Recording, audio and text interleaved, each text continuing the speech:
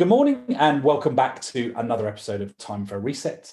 This morning, I'm delighted to be joined by Thomas Barta. Thomas started his career in the FMCG sector as marketing director of Kimberley Clark, so had a very early grounding in FMCG marketing playbook. He then went on to McKinsey, where he was a partner for many years, including leading their global leadership program.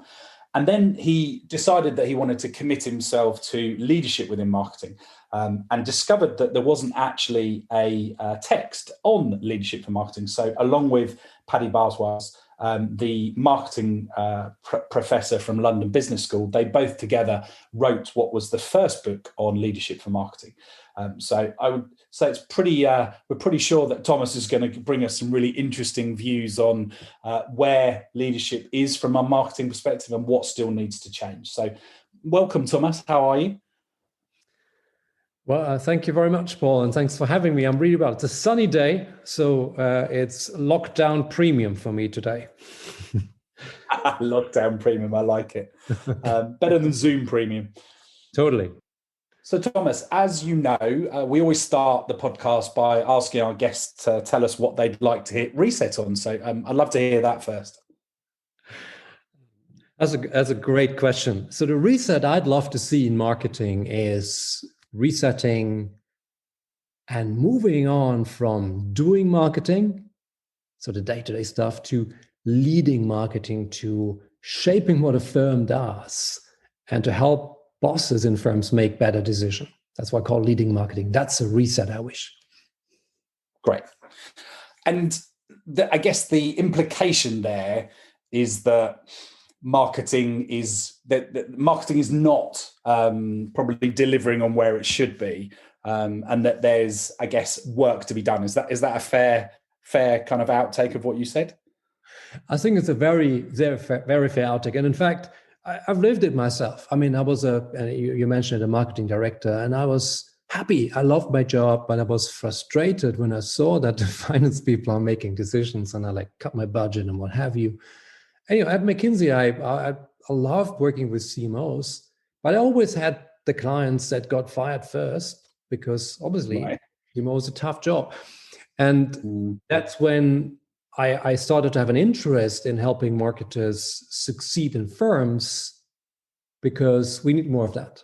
And it's not an easy job, but the more marketers are successful and making it, the better it is for customers and for the company.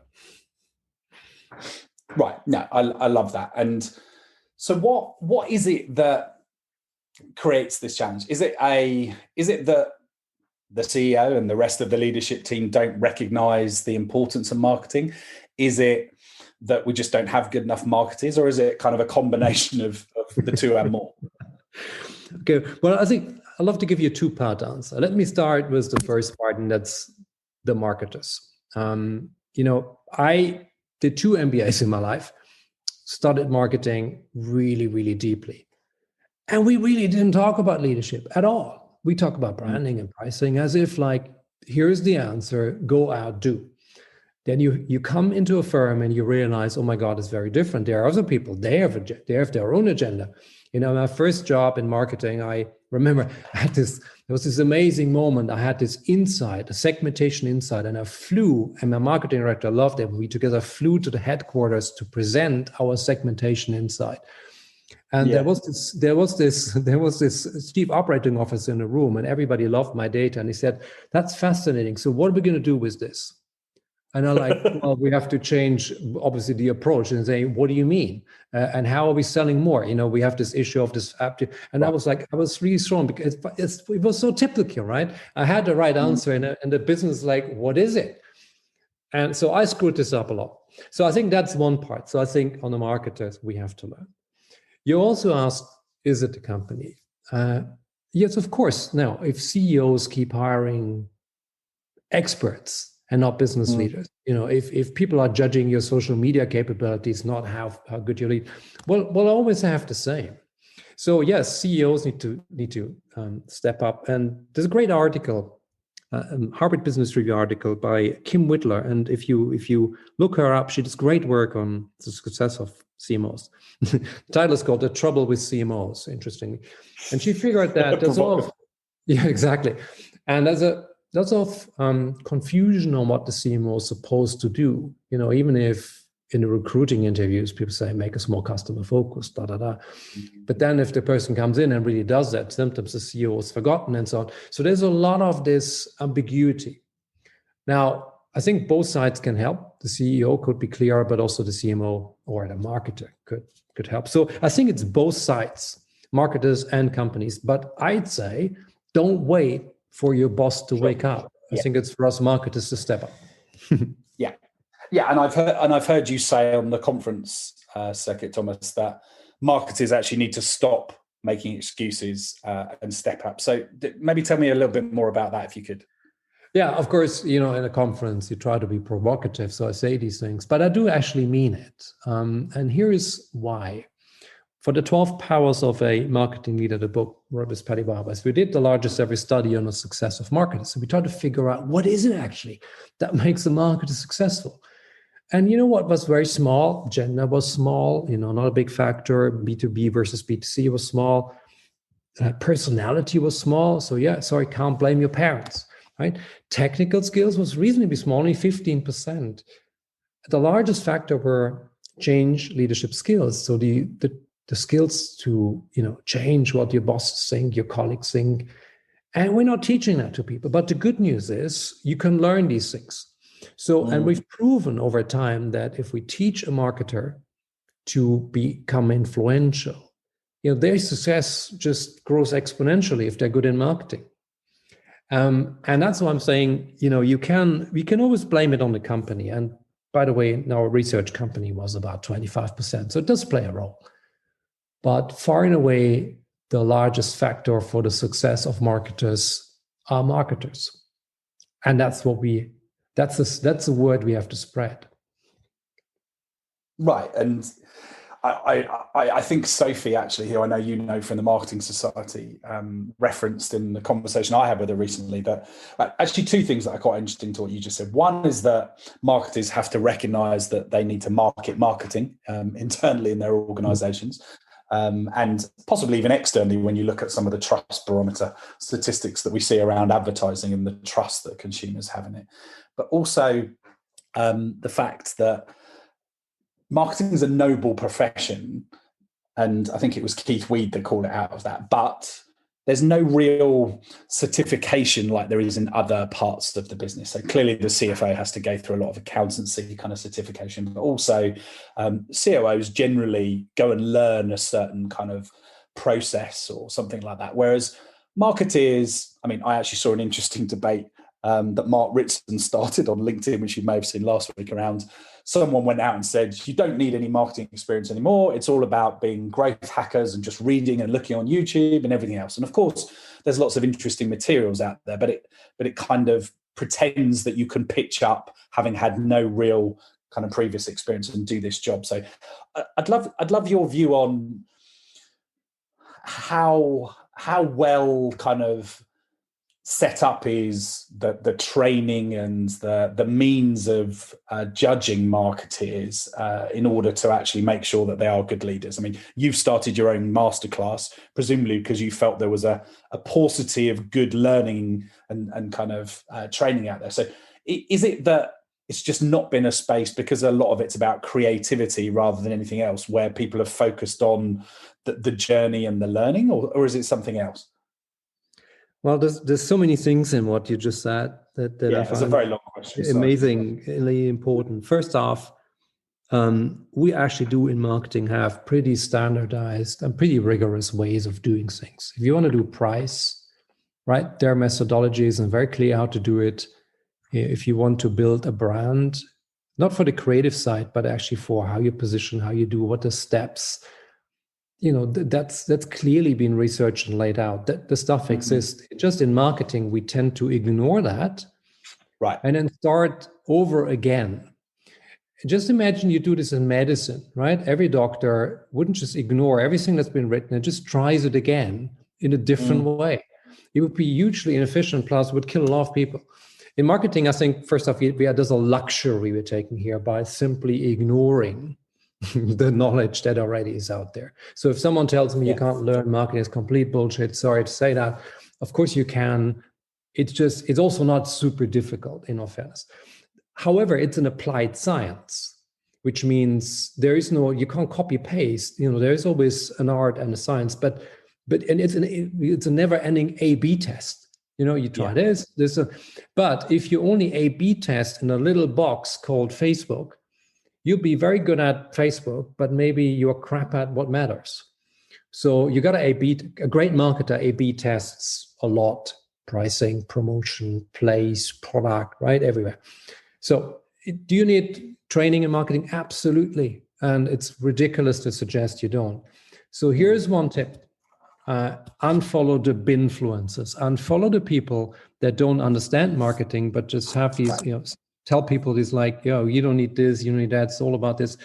No, everybody knows the world isn't that simple. So as a great marketer, you have your own influence. And to your last point on training, the reason Sil Sala and I launched the Marketing Leadership Masterclass is not to become rich, which is difficult in training. It's not that. It is because we fundamentally see that if people over a couple of weeks learn the skills to influence, they'll just have better careers. It's simple as that. It's a straight line correlation. Right. And so in marketing training, to come back, is you got to have a solid foundation marketing. If you don't have it, get it. It's very useful. And social media is only a small part of what you can do. In fact, if I can manipulate the price of a product successfully, this may outpower every single social media campaign you can possibly think of. So you got to know how this works and learn leadership, learn the basic skills of influencing as a marketer. And if you only did these two things and forget all the noise around it, you'll already be more successful. Great. I love that. And actually, your point about pricing reminds me of a conversation I had with Ben Rhodes, who is the Group Chief Marketing Officer of Royal Mail, around it's an area that people should just spend so much more time on within marketing because it plays such a pivotal role. And actually, if you look at things like econometrics and measurement, actually the impact of pricing and pricing sensitivity plays such a huge role, yet it takes probably a fraction of the conversation with agencies and in boardroom. It's less cool, right? I mean, when I grew up, B2, the email marketing was seen as the least cool thing you can do. Everybody wanted to do TV, and email marketing was seen as for the people who are like in this cupboard, who don't have friends, who sit in front of a screen, which now has become that hot thing, right, that everyone talks about. So I think there is always things that are cool in marketing. Again, as a great marketer, you just ignore that for a second and you believe, where's the power? And if I'm working for a sports brand, of course, the brand is hugely important and who you sponsor. If you work for Royal Mail, you got to get pricing right. No matter, you can't do, this Facebook doesn't do anything for you if you don't have the prices right. That's a huge leap. And so on, right? No, I love that kind of cautionary note around shiny new things, and also the thing you said a second ago, that we have frameworks. It's just that quite often marketers or people in the marketing or advertising industry like to invent their own, and they're obsessed with that. So I think there's some really good nuggets there that people should take to heart. So, Thomas, like now feels like a time, COVID, whether you include COVID in this or not, it feels like a time, given everything that's going on around us, and the ability for marketing to knit together everything through from the customer view to storytelling to product to customer experience. It feels like there's never been a better time for marketers, and COVID arguably has created some even better conditions. So shouldn't this be happening faster? What you're trying to encourage, shouldn't it be happening faster? Well, I hope it would happen faster, because you made a great point. What's important now, right? We're doing this, it's 2021, early 2021, and a lot of companies are really looking for growth. I mean, unless you're a tech firm, we've grown last year, but lots of companies are worried about that. And I guess who's listening to this podcast are experts on growth. So yes, you should be in super high demand right now. And it's a very simple diagnostic you can do. The question is, are you in high demand in reality? Are people asking for your advice? If they aren't, perhaps it's time to rethink what you stand for. Because if you stand for growth, people would be, chopping their right arm off to get you right now, because that's what people need. So we need an acceleration, but the truth is also, if you are stuck in an expert mindset and you are waiting for your boss to make the decisions, and if you're hoping for the budget to come, but you're not sure. So if you're in that passive mode, the question is always, how do you get out of this mode? Because everybody who's listening to this session here is very skilled. It's very knowledgeable. The question is, what do you do? And I would suggest step back and ask yourself, what's the biggest contribution you could actually make? Forget what you know. Think about the firm, think about the environment you're in. And if growth is required, how could you help? And for some of you, this may just be enough. For others, again, we are starting a new class in March. We're helping people. I mean, it's just 3 months. It doesn't take forever. It's very short. But that's good time enough to help people to get over the hurdle and also the internal barrier to step up, because that's all we need to do, because we have the skills are there. What we need is people to step up and bring them out, and perhaps change a little what they're doing, because maybe the job description is wrong. Then change it. If you need to ditch your job description to help your firm now, that's what you got to do. If you got to change away from pricing and need to start social media marketing, because that's the bigger lever, then do that. If the product of the company has a problem and you're not a product expert, maybe, but you have perspective, that's where you need to now chip in. The CEO ultimately right now will care about growth, and people will value people who have ideas how to make that happen. So the time is yours. Great advice, Thomas. And I think I've spoken to a lot of marketers on this podcast who have reflected on the radical speed of change and everything moving around, and how difficult it is to keep up, alongside, particularly in the last 12 months within COVID, the agility that's been needed to pivot and change, and a lot of people being quite exhausted with the marketing role. And I think it's fine for us to be in connection with our emotion and go, yeah, it's been tough. But isn't it also kind of the onus upon the marketing department to actually try to connect other parts of the board? Because a lot of the other functions are, I'm not saying they don't connect, but they're fairly vertical. Whereas it strikes me, and I'd love your thoughts on this, it strikes me that marketing has the opportunity, because it can be connected to purpose, it's the storytelling, the external, internal messaging, and it's the voice of the customer coming back into the business. It strikes me that it touches most parts of the business. So is this part of leadership you're talking about and asking marketers to step into, is that also about being orchestrators and connectors and collaborators as much as it is about influence? I think that's a great point. And I think you exactly hit the nail on its head. If you think about, if marketing is indeed about the 4P, product, price, place, promotion, however you want to call this, there isn't really much left in a company, right? If you want to take that serious. I mean, you have HR and finance, but that's so.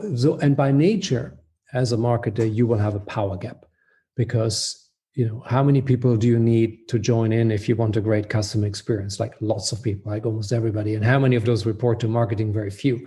So by nature, right, you have to be the one that connects people, that brings them together, that influences in a good way, right? Influence around the purpose, around an idea, around a product, no matter what it is.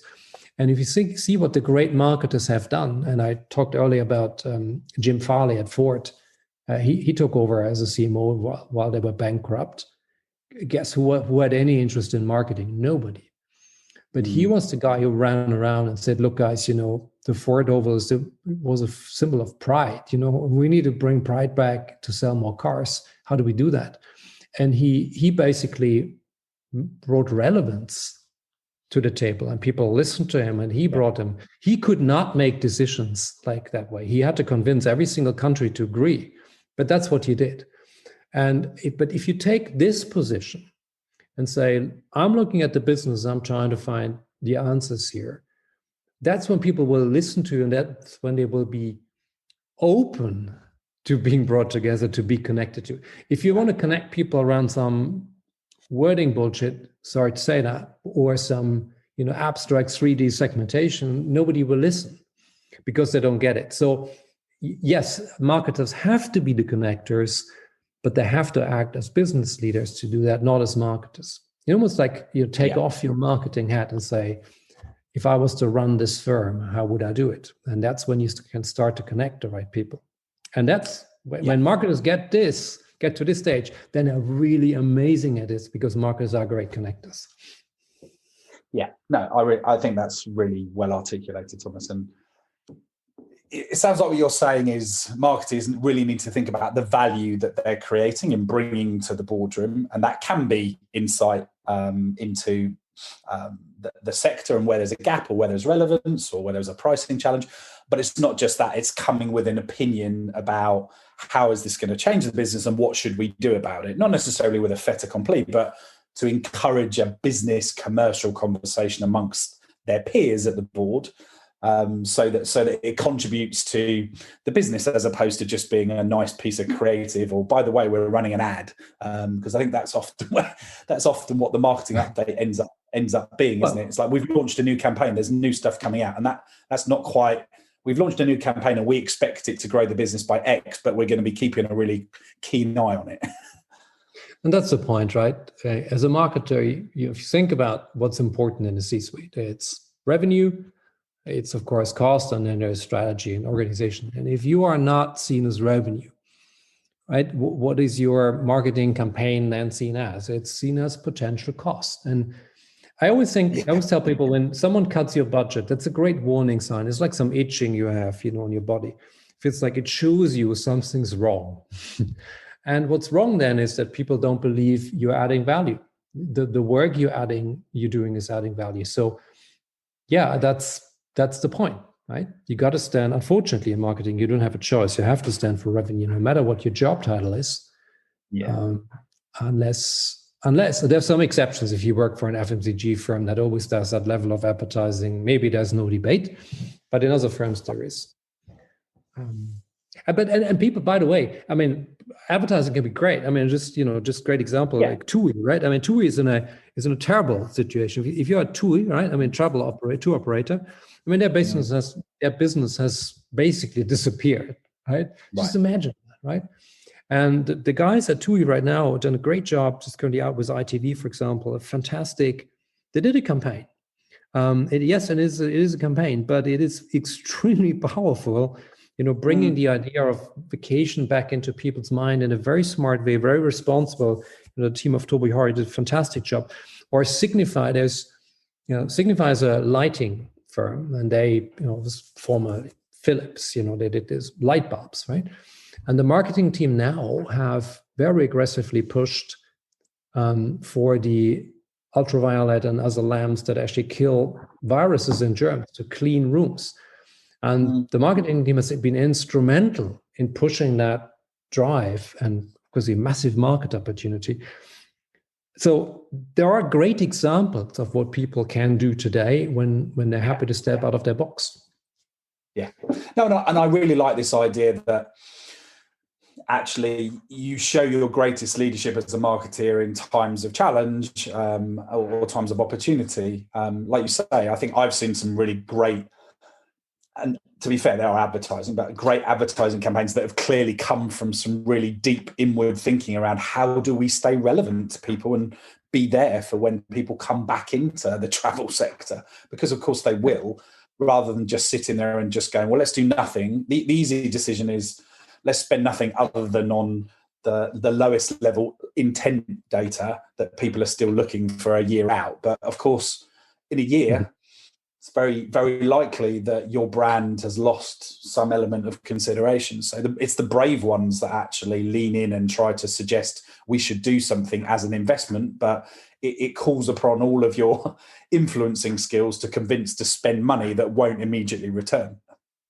Well, I mean, you have to show this, right? If you want to spend money that when cash is tight, you can't hope for people to kind of give it to you because they like you. So you got to have a business sense, and maybe it's not a good time to spend money. I mean, it depends, but you got to make the case, and you're the ones as marketers. We're the ones that can make the case. We don't. And what I suggest is also, if this is difficult in the firm you work in, work together with finance.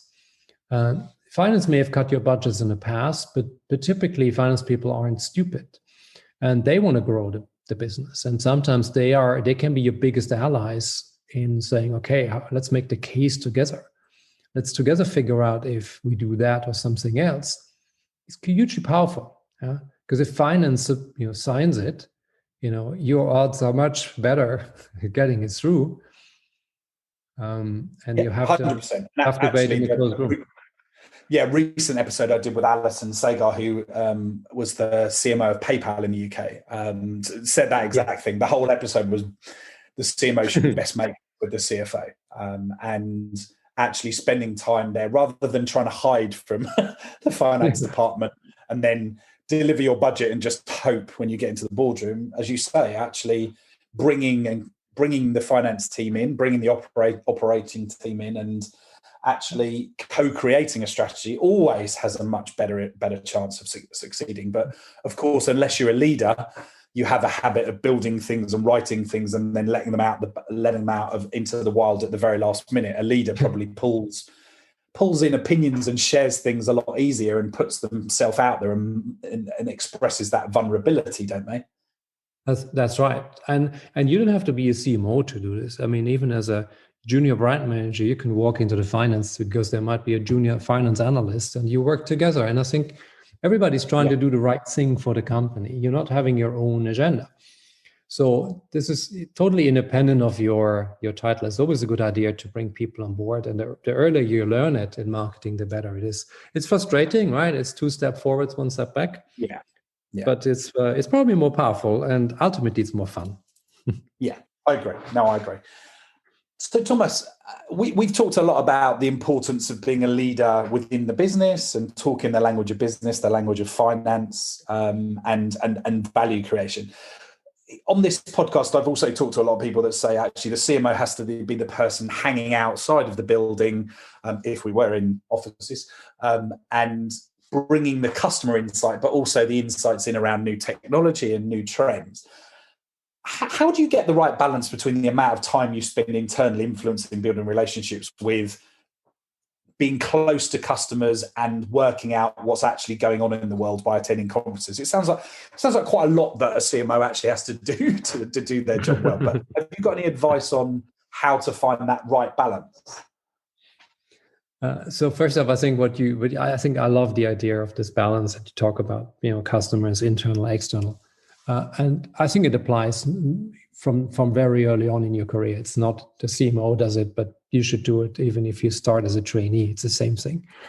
And it has to do with something in the 12 powers of a marketing leader we call the value creation zone, which means as a marketer, your job is to find that zone where customer needs and company needs overlap. Great example, new PlayStation just out this year, it's been hugely successful. Yeah. Early on, nobody in Sony wanted that except this one guy, Ken Kutaragi, young engineer. And he knew what customers wanted, for example. He knew that already. He did all the work. He spent a lot of time with customers, but he never really spent time internally. So then he shifted and spent basically years convincing the Sony management that that's a big thing. So in his case, and then he found that value creation zone, right? It was important for customers, it was important for the company. He designed that zone, right? He made it larger by convincing both sides all the time. So he spent his time depending on what the value creation zone looked like. Maybe the company needed more convincing, maybe customers needed more convincing. So I think on a balance, I would always look at your value creation zone and say, where are you, right? Are you working on something that matters for both? If not, how do you spend your time? And very practically, I mean, as a marketer, if you're not spending time with customers every week, and I mean this, you're making a very big mistake. And spending time with customers does not mean watching what they do on Facebook. It is actually having a conversation. It sounds really old style. It's not at all. I'll give you a good example on ourselves. I told you, we talked about the Marketing Leadership Masterclass. It's obviously an e-learning product. Sil and I spend literally hours every week talking to people on the class. And we are curious, what can we do? And in fact, we've made about 50 to 60 changes already in the last 18 months based on what we understood is important for people. And this wasn't in a surveys. The surveys were giving us, this amazing, star ratings and everything. People loved it. But when you talk to people, you all of a sudden get the nuances. Right. And I believe as a marketer, you should have two rules. One is look at your V zone, value creation zone, and check how much time you need to spend internally. And secondly, you got to talk, or email with one customer at least a week. Some people would say 10 customers. I want to be realistic, one a week, and it's not difficult. Yeah, got it. That's it. And I think that will you get the balance right if you do that. Brilliant. And I really like that kind of V zone, value creation zone piece as a takeaway for people listening. Is there, if as we come to a close, if there was one other thing that you would say that you haven't said thus far in our conversation, is there one other piece of advice that you would give to kind of senior marketeers about what they should do differently? One of the beautiful things about marketing is that it's about the future. And this comes with a slight problem, which is that future is hard to prove. And I mean, what do you say to someone who comes to you and says, I know the future, right? You think like, you know nothing, right? How do you know? So as a marketer, you will always be facing a trust gap.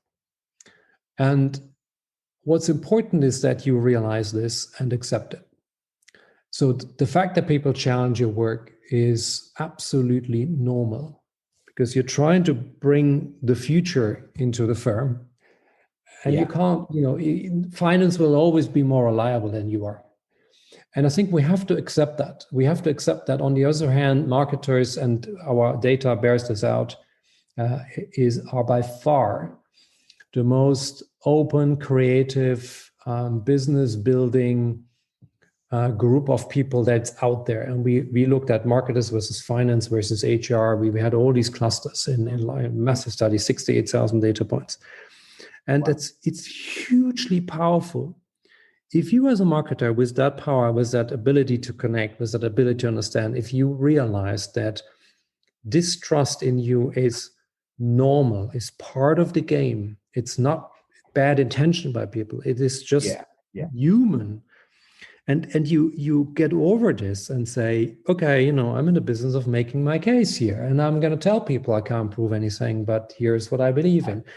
And if you get that right, if you understand this, it would be so much more fun to work with the skeptical people around you.